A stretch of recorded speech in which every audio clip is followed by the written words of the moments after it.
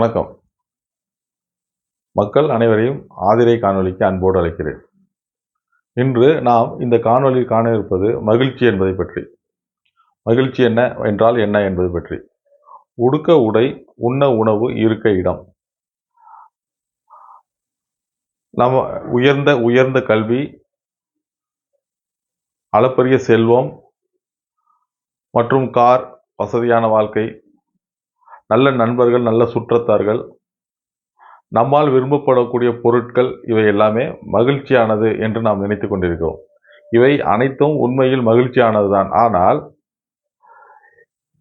இவற்றை நாம் எப்படி பார்க்கிறோம் என்பதிலிருந்தும் அவைகள் நமக்கு எப்படி உதவுகின்றன என்பவைகளிலிருந்துதான் மகிழ்ச்சியானது உருவாகிறது. உயர்ந்த கல்வியும் அளப்பரிய பணமும் நமக்கு பயன்படுமேயானால் நாம் மகிழ்ச்சியோடு இருக்கிறோம். கல்வியும் பணமும் நமக்கு பயன்படாமல் போகும் பொழுது நாம் மகிழ்ச்சியற்ற நிலையை அடைகிறோம். இவை பயன்படுத்துவதும் பயன்படாமல் இருப்பதும் நமது எண்ணங்களை சார்ந்தது. அதே போல்தான் நமது நண்பர்கள், உற்றார், உறவினர், சுற்றத்தார், பொருட்கள் போன்ற அனைத்தையும் நாம் எந்த அளவுக்கு பயன்படுத்துகிறோமோ அந்த அளவுக்கு தான் நாம் மகிழ்ச்சியை உணர முடியும். நாம் அதை பயன்படுத்தாமல் இருந்தோமேயானால் நமக்கு மகிழ்ச்சி என்பது தோன்றாது. அவற்றை எப்படி பயன்படுத்துவது என்றால், நாம் எண்ணங்களின் அளவில் எந்த அளவில் அந்த பொருட்களை பற்றியும் அந்த மனிதர்களை பற்றியும் அல்லது நமது பணத்தை பற்றியும் நமது வசதியான வாழ்க்கையை பற்றியும் நாம் என்ன எண்ணுகிறோமோ அந்த எண்ணத்தின் அடிப்படையில் தான் நாம் அவற்றை பயன்படுத்துவோம். அந்த எண்ணங்கள் மிகவும் உயர்வானதாகவும் மிகவும் சிந்தித்து சீர்தூக்கி மகிழ்ச்சியை வரவழைக்கக்கூடிய அளவுக்கு நாம் சிந்தித்தோமானால் எண்ணங்கள் உயர்வாகி அவற்றை நாம் சரியான விகிதத்தில் பயன்படுத்தி அதன் மூலம் நாம் பலனடைவோம். இப்பொழுது நம்மிடம் நிறைய பணம் இருக்கிறது. ஆனால் அந்த பணமானது எதிர்காலத்துக்கு தேவைப்படும், பிறகு தேவைப்படும் என்று பயன்படுத்தாமலேயே நாம் வைத்துக்கொண்டே இருந்தோமானால் அந்த பணமானது நமக்கு மகிழ்ச்சியை உருவாக்காது.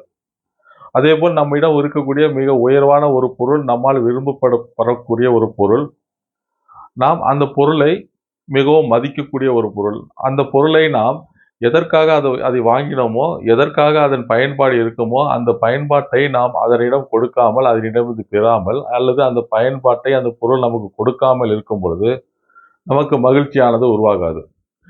நாம் வாங்கப்பட்ட பொருள் எதற்காக வாங்கப்பட்டோமோ அந்த நிலையை அந்த பொருள் நமக்கு தந்தால்தான், அந்த மகிழ்ச்சியை நமக்கு தந்தால்தான் நமக்கு அந்த பொருளின் மீது உள்ள பொருளின் உள்ள மரியாதையும் மகிழ்ச்சியும் நமக்கு தொடர்ந்து இருந்து கொண்டே இருக்கும். அதேபோல் நமது சுற்றத்தார், நண்பர், உற்றார், உறவினர் போன்றவர்களும்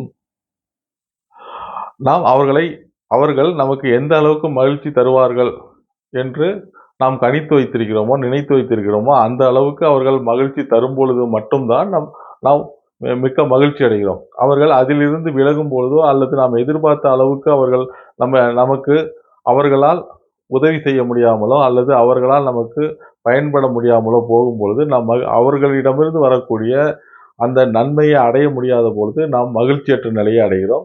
அந்த மனிதர்களின் மீது மகிழ்ச்சியற்ற நிலையை உருவாக்குகிறோம். அப்பொழுது நாம் மகிழ்ச்சி அடைய முடிவதில்லை.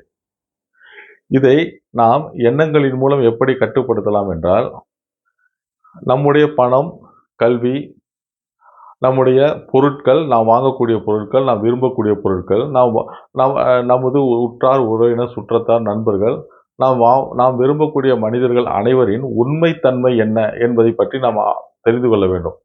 அவர்களின் உண்மைத்தன்மையிலிருந்து அவர்கள் எந்த அளவுக்கு நமக்கு பயன்படுவார்கள் என்ற பயன்பாட்டை பற்றி நாம் தெரிந்து கொள்ள வேண்டும். அவர்கள் எந்த அளவுக்கு பயன்படுகிறார்களோ, அந்த பொருட்கள் நமக்கு எந்த அளவுக்கு பயன்படுகிறதோ அந்த அளவீடுக்கு உள்ள மதிப்பு, மரியாதையை மட்டும் நாம் அவைகளுக்கு கொடுத்து அதன் மூலம் வருகின்ற அந்த மகிழ்ச்சியை மட்டுமே அனுபவிக்க வேண்டும். ஒரு மனிதனின் மீது அபரிமிதமான நம்பிக்கையும் அபரிமிதமான நம்பிக்கையும் அந்த மனிதனின் மீது மிக உயர்ந்த ஒரு எண்ணத்தையும் நாம் செலுத்தி ஆனால் அந்த மனிதன் அதுக்கு தகுதி இல்லாத போது அவனிடம் இருந்து நாம் பெறுகின்ற மகிழ்ச்சியும் மிகவும் சிறியதாக இருக்கும்போது நாம் மகிழ்ச்சி அற்ற நிலையை அடைகிறோம்.